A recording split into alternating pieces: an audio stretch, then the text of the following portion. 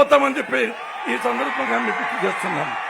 ఈ జనవాహిని, ఈ జనాలు చూస్తే ఎన్ని జన్మలెత్తినా మీ రుణము తీర్చుకోలేదని చెప్పి ఈ సందర్భంగా మీకు గుర్తు చేస్తూ మీ అందరినీ మరొక్కసారి ఎన్నికల్లో 2013 తేదీ 2024 పార్థసారథికి సైకిల్ గుర్తుకేసి పల్లె సింధరాకు సైకిల్ గుర్తుకేసి గెలిపించాలని కోరుకుంటున్నాను.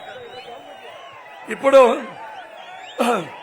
ఒక డీజీపీ డాక్టర్, ఒక మంత్రి కోడలు, వీళ్ళ తాత 2 సార్లు ఎంపీ 2 సార్లు ఎమ్మెల్యే అటువంటి సింధూరా 2 నిమిషాలు మాట్లాడాల్సి కోరుతున్నా.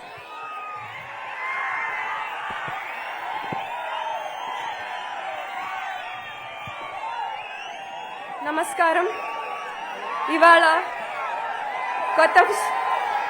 కొత్త చెరువు నియోజకవర్గంకి వచ్చేసిన అశేష జనవాహినికి పేరు పేరున నా నమస్కారాలు.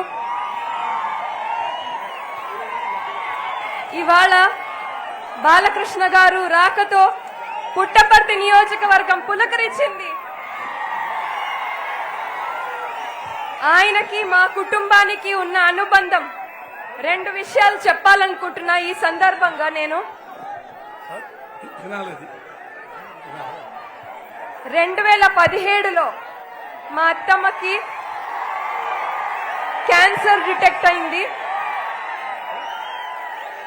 2017లో మేము హాస్పిటల్స్ ఎతుకుతున్న టైంలో బాలకృష్ణ గారు మామయ్యతో పాటు వచ్చి బసవతారకం హాస్పిటల్లో మా అత్తమ్మకి ఎంత గొప్ప ట్రీట్మెంట్ ఇప్పించినారంటే మేము ఎల్లప్పుడూ మా కుటుంబం వల్ల ఈయనకి రుణపడి ఉంటాము. ఎప్పటికీ ఆయన బసవతారకం హాస్పిటల్ సిఇఓ ప్రభాకర్ రావు గారికి ఒకటే మాట చెప్పారు, నాకు ఎలా అయితే గౌరవం ఇస్తారో పల్లె కుటుంబానికి అలాంటి గౌరవం ఈ హాస్పిటల్లో దక్కాలని చెప్పి ప్రతిరోజు ఎల్లప్పుడూ మా అత్తమ్మని అంత గొప్పగా జాగ్రత్తగా చూసుకున్నారు. ఇంకా 2018 ఆగస్టు 30న మా స్వర్గవాసుల వారు, ఆ రోజు అంతకు ముందు రోజే హరికృష్ణ గారు యాక్సిడెంట్ లో మరణిస్తే ఆ కర్మకాండలన్నీ చూసుకొని మరి హాస్పిటల్కి వచ్చి సార్ గారు మమ్మల్ని మా కుటుంబాన్ని పరామర్శించి ఆడ అంబులెన్స్ లో ఎక్కించి మమ్మల్ని ఇంటికి పంపించారు. అంత గొప్ప మనసున్న మనిషిన మేము ఎల్లప్పుడూ ఎప్పటికీ పాదాభివందనం చేసుకుంటున్నాము. 2015లో మామయ్య గారికి ఒంట్లో బాగాలేకపోతే ఆయన ఒకసారి ఇంటికి రావడం జరిగింది. ఆ రోజు కూడా ఆయన సంస్కారం అంటే, నందమూరి వంశం సంస్కారం అంటే ఏంటో తెలుస్తుంది. ఆయన మామూలుగా ఎవరన్నా ఇంటికి వస్తే ఇంటి డోర్ బయట చెప్పులు వదిలేసి వస్తారు, కానీ ఈయన ఎంత గొప్ప మనిషి అంటే గేట్ బయటే చెప్పులు వదిలేసి గన్మ్యాన్లను కూడా ఎవరిని అందరినీ బయట పెట్టేసి ఆయన వచ్చి మామయ్య గారిని చూసుకున్నారు. అది నందమూరి వంశానికి ఉన్న ఆ పవర్, ఆ సంస్కారం. అలాంటి నందమూరి వంశంలో నారా చంద్రబాబు నాయుడు గారు తెలుగుదేశం జెండా ఇన్నేళ్లుగా మోస్తూ మన రాష్ట్రాన్ని ఒక బంగారు బాటలో నడిపిస్తున్నారు.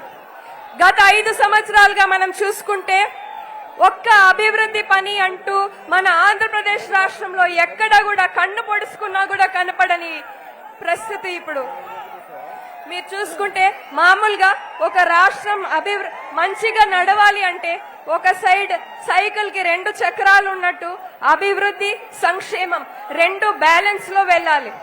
జగన్మోహన్ రెడ్డి గారు సంక్షేమం అంటూ 9 నవరత్నాలు ప్రకటించారు. 9 రాళ్లు మాత్రమే మిగిలాయి. ఒక్క అభివృద్ధి పని కాదు కదా, సంక్షేమం కూడా జీరోగా మిగిలిపోయిన పరిస్థితి చూస్తున్నాం.